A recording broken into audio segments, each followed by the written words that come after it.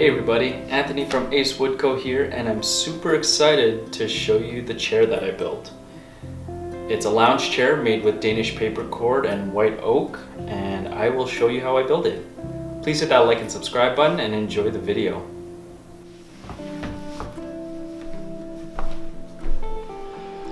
I'm using 1/4 inch MDF for the template material.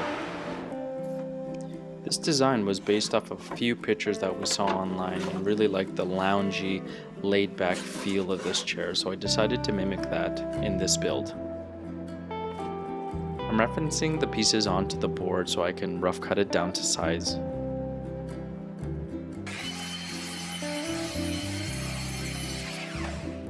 And I used double-sided stick tape to attach the template onto the board. I like using double-sided stick tape to attach my template onto the pieces of wood.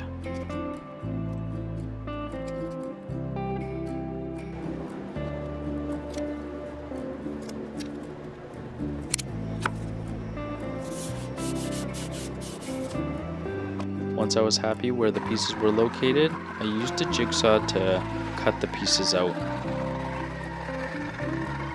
I wish I had a decent bandsaw, but this jigsaw does the trick too.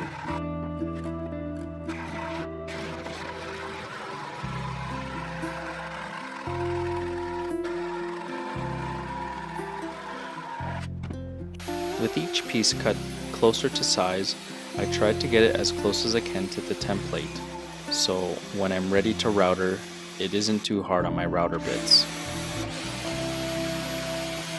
Unfortunately, I forgot to record routering with the template, but all you have to do is just have the bearing ride your template and router all around.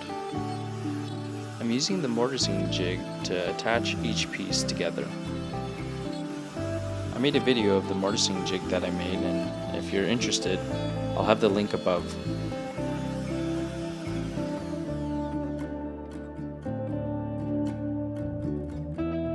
Now with each side cut out, it's time to glue it together.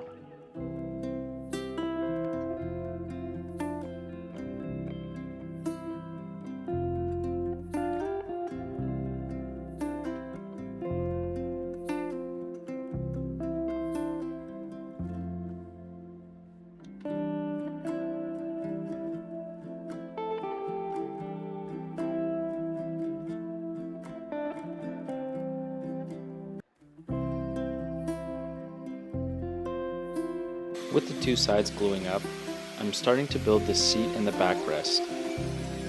This chair is designed wider than usual. I think the wider seat will add a little bit more loungy style feel to the chair, and will also add a little bit more comfort and cozy feel with the Danish paper cord. I had 1/4 inch ply here that I ripped down to make the natural curve for the seat.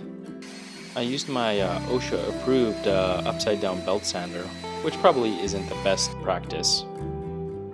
And once I was happy with the shape, I ended up using the router just to make sure they are the same.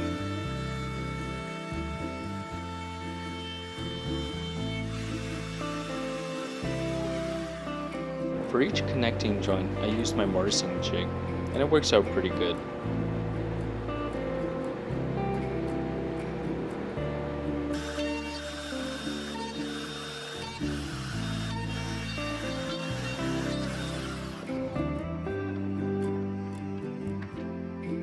I had to freehand these joints, but I'm pretty comfortable with my router, so all you have to do is just be slow and steady and take your time.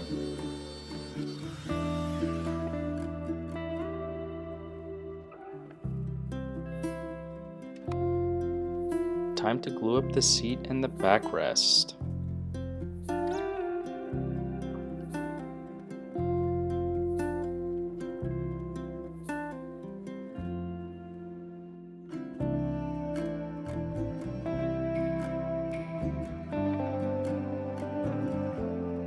I really like using these 45-degree square clamps. You can make it out of any scrap material, and I just used old shelving units that I had in my garage. Just make sure it's square. For the backrest, I used my grinder to just add a slight little curve for comfort.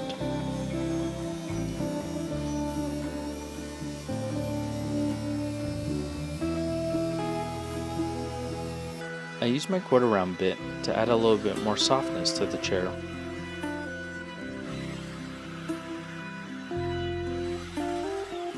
Now it's time to sand. I ended up using my chisel to round off the sections that I couldn't get with my router. In hindsight, I probably should have routed everything before gluing it up together, but you live and you learn. Now to glue up the seat and the backrest to the sides.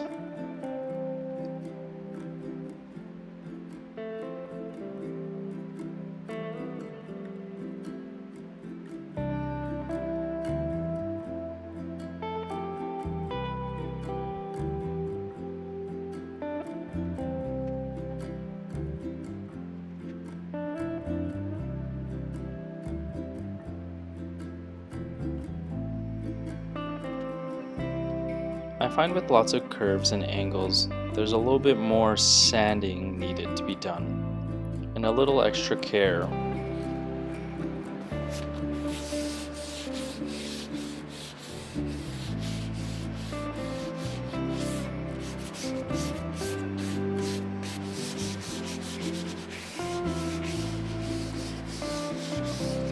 Now that I'm happy with the shape and the sanding, it's time to put some finish on it. I ended up using Osmo's Poly-X oil. I've used this product on a couple projects and I really like how it turns out. Onto the paper cord preparation. For the L nails, I initially spaced them 1 inch all the way around, but then I realized that on the sides you actually need 1/2 inch spacing.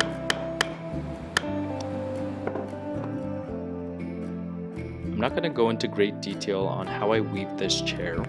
I did my own research and searched on this platform and online and figured out what worked for me and what pattern I wanted. There is a ton of resources out there, but if you guys are interested, leave a comment below and let me know if you'd want to see a video on how I weaved this.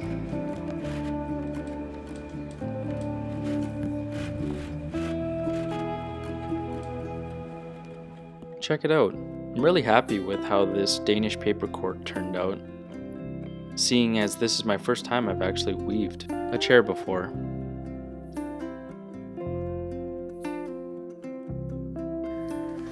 The paper cord was really fun to use and I could see myself using this in more projects.